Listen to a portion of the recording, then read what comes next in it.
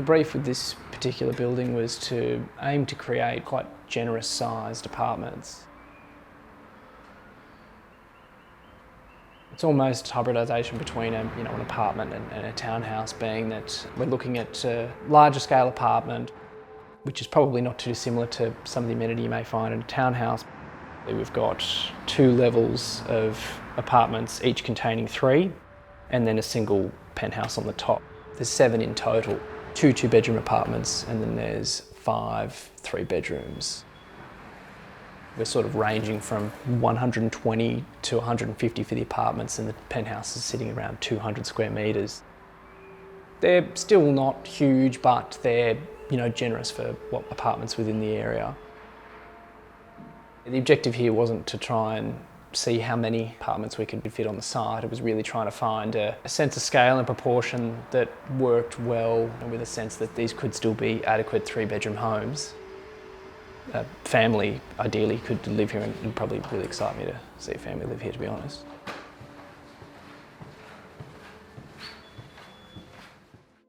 All the apartments have been designed with a similar sort of intent. The entry leads you directly into sort of a main kitchen, living, dining area, which also has really extensive predominant northerly aspects. The kitchens have all been designed to be completely adequate for what potentially could be a 4-person household. Nothing smaller just because it's an apartment. The island bench with the breakfast bar is obviously a really critical part of that as well, because again, it just allows for more usability and flexibility. This particular scenario, we've got dining area located directly adjacent to the courtyard. The idea being that you can just open those big sliding doors and it's almost like you're in an alfresco area. The landscaped areas sort of allow for, I guess, a certain level of minimalist approach. Adaptability is really, really key when you're designing spaces like this, because they need to be multifunctional, seasonal. This particular apartment's a 3-bedroom.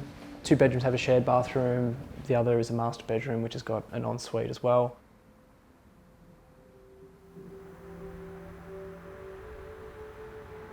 When you've got a big building, you're going to have a lot of external material that is going to be highly visible. But being able to get it to a point where it's cohesive enough that you can use a singular material, as opposed to it being sort of a multifaceted or patchwork of different materials. Timber just seemed to be a key material that would be soft, but also, given that we can start to create some different depths and some different angles within the building, the timber's going to weather and it's going to age differently across the whole building. So whilst it is a singular material, it already starts to create a certain level of depth and different texture to it because of its exposure. Come into the building, we really wanted to have some touches of heritage. The richness of some colour, which was sort of more inspired by, vintage and sort of Brunswick green and all the colours to me that I think are really, really sort of very prolific for the area. Being able to bring that through then some really rich textures, which brings the green in with the marbles, and then adding another layer of the brass in adds to that sort of vintage feel, but done in a contemporary way. It's subtle, but didn't want the interiors to be dull and drab.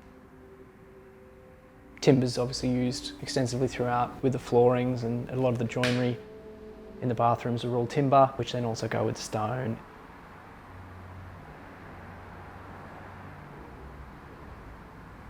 The efficiency really comes down to some basic principles in terms of just making sure we've got really good orientation, really good solar and cross ventilation, and some really, really basic principles like that off the bat automatically make things fundamentally pretty efficient. But then what sort of systems and what sort of products we use in the building. Being able to use paints that are more environmentally friendly and low VOC, being able to use taps, shower heads, toilets that are more efficient, also having that all connected to tanks that allows our grey water to be recycled, which isn't uncommon anymore, but these are systems, especially with a building of this scale, that are really integral to being able to make sure it's minimising its impact. We've been conditioned in Australia to have a certain expectation that you only really are in an apartment as a temporary sort of scenario or a temporary sort of housing solution until you go and buy a house, or you get your quarter-acre block and live in the suburbs. But I think that that's obviously changing. The dream of a quarter-acre block isn't a sustainable one. Apartments have to be a real consideration in terms of being a temporary solution to being a permanent sort of housing solution for a lot of people. I don't think that that's a bad thing at all. I think if they're designed really, really well, they can be totally adequate. We've gone from a period where people's idea of what they require in terms of living environment is getting bigger and bigger and bigger, which comes with its own problems. As people probably start to critically analyse how they live, and economic pressures and connectivity towards places where they want to spend more time, the areas of the cities where they would frequent, where they work or they socialise or they shop or they eat or they parks they visit. I think that once you sort of start to get into more of a discussion around livability, then an apartment starts to make a lot more sense.